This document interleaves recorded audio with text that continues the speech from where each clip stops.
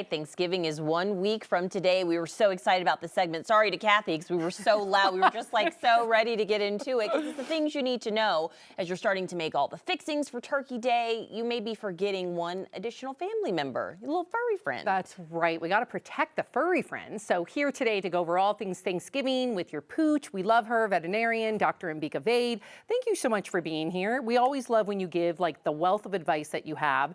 First and foremost, just generally speaking, we won't get into like what foods to avoid yet.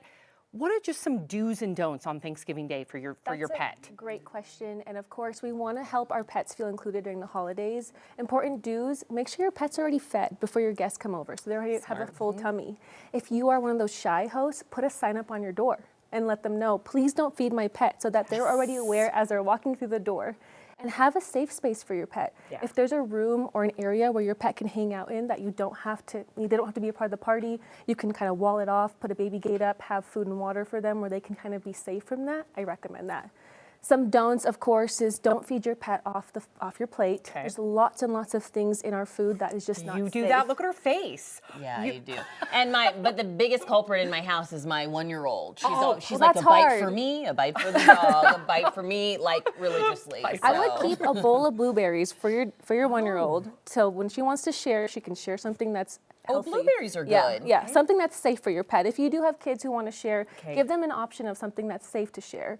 You know, a lot of the foods that we're eating have garlic, onions, grapes, raisins. All those things are super toxic for our animals. Also, this is the most important time of the year that we see a rise in pancreatitis in cats and dogs because of all of the fatty foods that we're consuming. So we don't want to have to spend the day in the ER. Okay, good to know. Very important. And you just mentioned, I want you to say it again, those bad foods. Garlic, onion, grapes, raisins, bones. Don't feed your dog any turkey bones. Those can get stuck, those can break, can be a really, really big problem. What about the turkey itself? Because whenever I have like a little chicken left over on my plate, a little turkey, I'm like, meat's fine, right? There's no bones. That's Is that a great question. As long as you rinse it off, so there's no seasonings on it and no salt on it, that's absolutely fine. No salt even. They can't have the same amount of salt as we can. So just rinse it off before you give it to them. Okay. No skin. This is really good information. Just the meat. No skin, no salt. Yeah. Okay, that's very easy. Vital. Just rinse it off real quick and they can have it. I love that. And then what about like a Thanksgiving feast for your dog? If you want to be able to, you said give them a full belly, so give us an idea. So this is my idea of a Thanksgiving feast for dogs, and it's really easy because you don't have to worry about cooking. Badlands Ranch has wild fish and turkey, and they also have sweet potatoes and pumpkin in it. So it's a nice, fully balanced meal. It's nutritious, it's air dried, so you're not worried about kibble and things that are being cooked away. Next, you move on to the gravy. Bone broth in general is so healthy for our pets. Bone broth is so good for joints and mobility, especially as it starts to get cooler here. We worry about dehydration because of how cold and dry it gets. It's a really great additive as hydration. So you can add it to your food, and that you have a little bit of a turkey and gravy right there.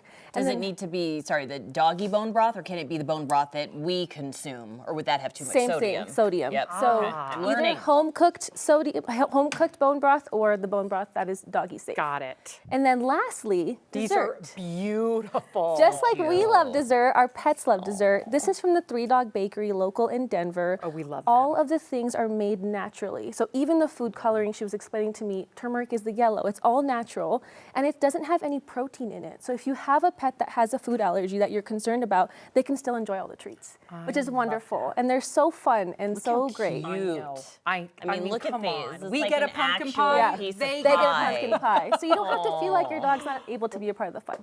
That's right. That. Cool. Very, very cute.